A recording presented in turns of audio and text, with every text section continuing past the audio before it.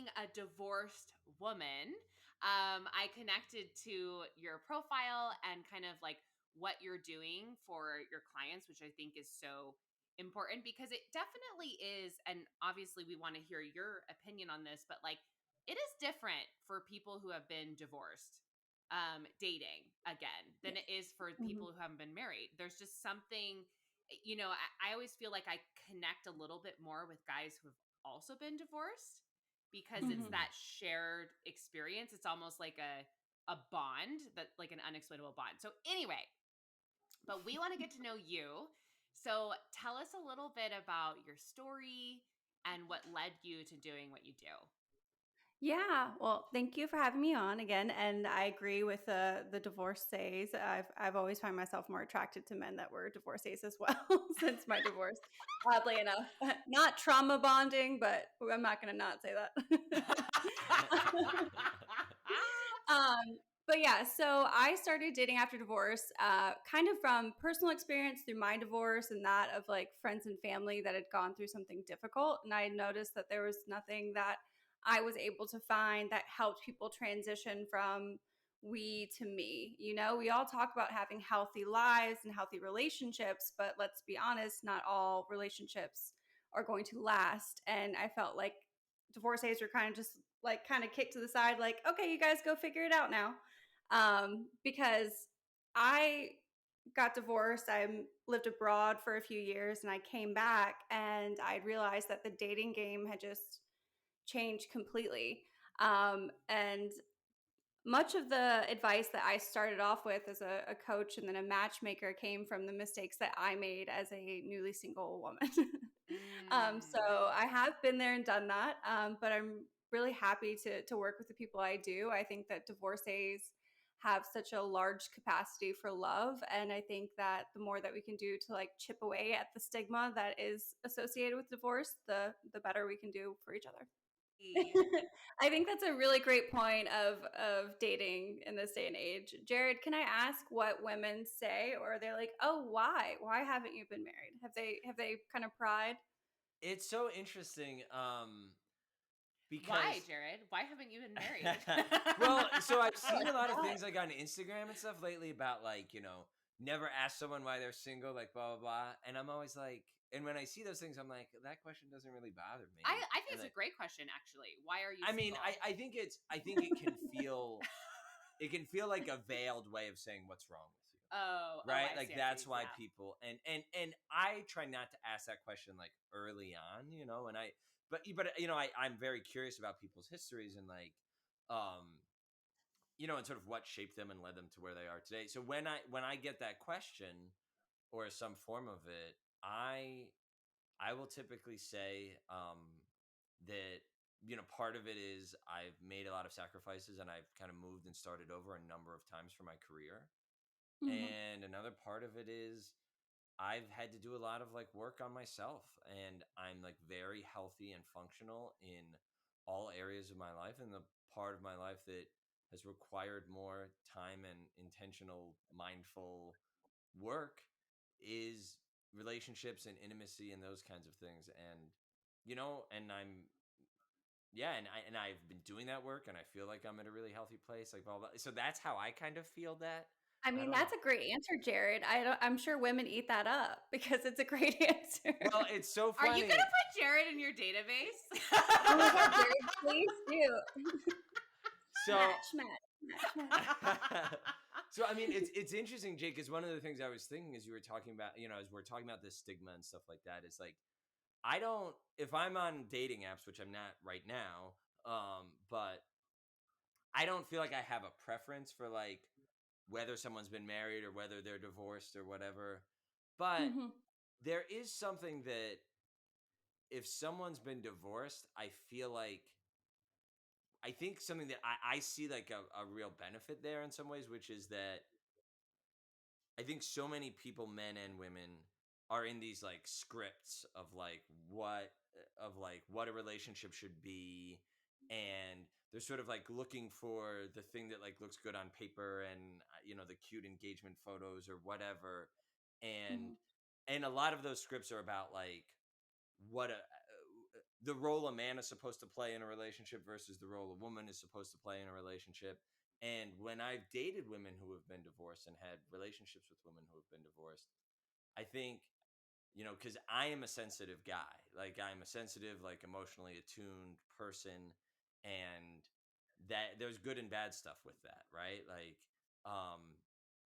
And I think that women who have been divorced, who have been in relationships where and had this experience of like, boy, these like roles and these scripts are kind of bullshit. Like, I'm just looking for someone now who I can be my full self with and who can be themselves with me, and like, just building a nice connection. Like that is like, that's what I'm looking for too. And so I feel like that's almost a benefit. Did that make any sense? No, it absolutely does. And I think that it's one of those things that you don't really know until you actually meet someone in person, if they're actually looking to meet and enjoy an evening with you, as opposed to you filling this role that they want filled. Um, and I feel like I kind of dealt with a lot of that when I was single and dating, that you could tell when someone was just trying to like jump into something too soon, and it made you feel like, oh, well, they're not actually interested in me, they're just like hyper lonely and want me to come with them on our first date. Some guy asked me to go halfway across the country to a wedding in California. I'm like, we don't know each other. Oh my gosh, we talk about that all the Do you? time. Yes, Yeah. because well, first of all, it has to do with attachment style a little bit, like anxious avoidant, right? And we talk about that a lot in our podcast. But it's boundaries, it's codependency, it's all of our stuff, and it's people we call it like a love bomb. Like they're putting like a love bomb on you because they want so badly, they want to experience this exhilarating experience of like, oh, I met this person and I'm going to take her, halfway across the world. I want to see her every day. And this is going to be us. And this is our romantic moment. And then like 3 weeks, it's like, Yeah, it's you like, can't sustain that. We're not in a no. Disney movie. It just doesn't, that's not a real thing. And then if you're jumping into something so hyper quickly, like there's no way that I don't mean to say it's not real, but the likelihood of that having a long shelf life is pretty short. And actually, one thing I think is really important that not enough people talk about is giving people a second chance.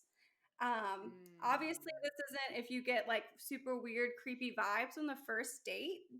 Trust your gut. I just wrote a blog article saying date goal number 1: don't end up on Unsolved Mysteries. I saw that. Oh my gosh, I loved it so much. So, yes.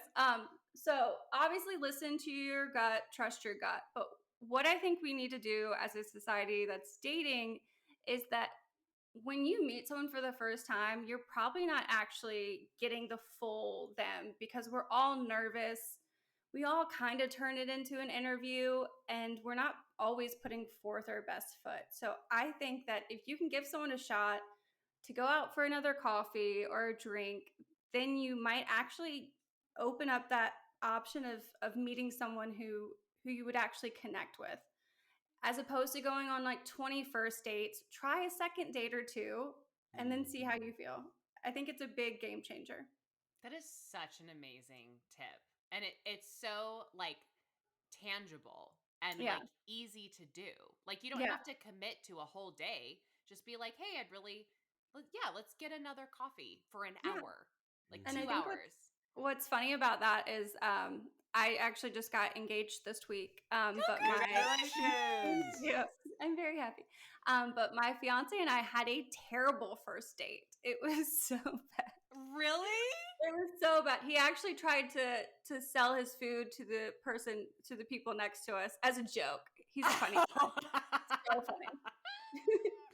But we both have very like sarcastic, bantery personalities, and so I think our first date was actually like 5 hours. But we were just kind of like smart asses to each other for like 5 hours, and then I got home and I was like, do I like him? And then I found myself texting him the next day, and yeah, from there it's all history. That's so amazing. I love that.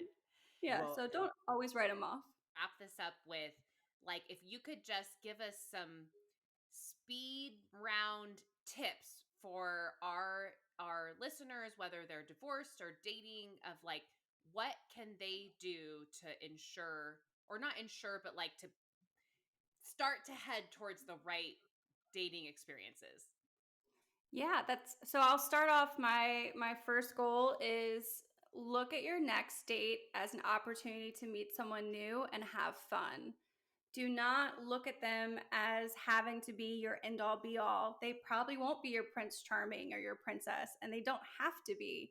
But you can also enjoy meeting this person and take away something nice. This could be someone that you could network with or a friend.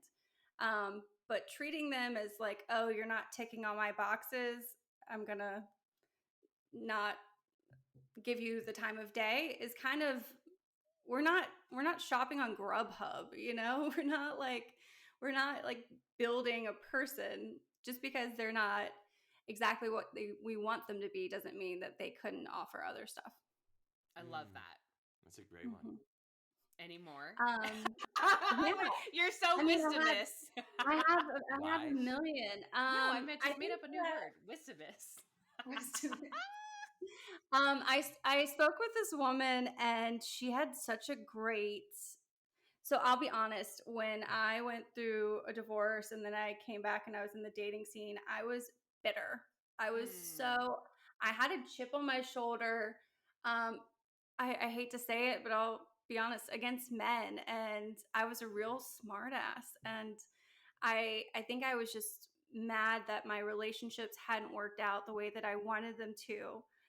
So I think that the more that we can address being a better partner, like we're always looking for a good partner to find the best partner.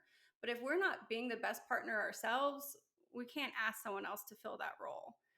So actually putting in the work to take a step back and self-evaluate and become whole in your own way before going out and trauma bonding with someone else is something that we all can work on. I love So yeah, that. don't be bitter.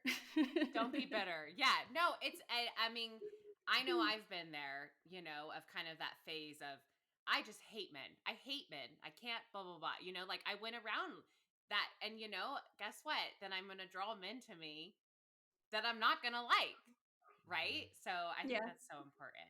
Yeah, absolutely. And I probably have a million more, but I can't think of any right now. No, you're those were fine. great. Those were We awesome. threw that question at you. Well, Jade, thank you so much for coming on our show. This was such a treat, and I really appreciate what you're doing out there for people that go through a really hard thing. And like, there is hope for, like no one should ever feel hopeless that they can't find the right person. Doesn't matter how old you are. Well, maybe above 18, but doesn't matter your marital status, your job, what you look like, and it's just there's hope. There's everybody can find someone. Absolutely. And I think divorcees especially, they know what it takes to have a successful relationship and what it doesn't take, and they have so much love to give. So thank you so much for having me. Of course. Well, plug yourself really quick so our listeners can find you on all platforms. Absolutely. So visit my website, datingafterdivorce.com, to download your free reflection journal. It's a 43-page reflection journal for divorcees and people that have gone through a big breakup.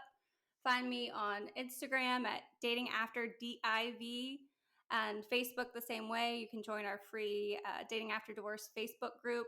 But yeah, I love it. And you offer join my free database.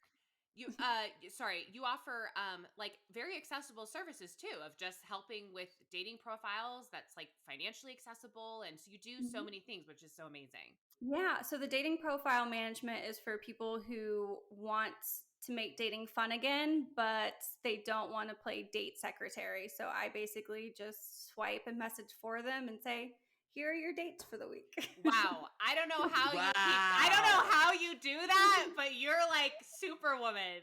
I'm oddly good at it. I don't know why I'm so good at it. But That's so amazing. I do it for men and women. So thank you again so much, guys. It was a pleasure. Of course. Have a great rest of your day. We'll talk soon. Thank you. Bye-bye. Bye.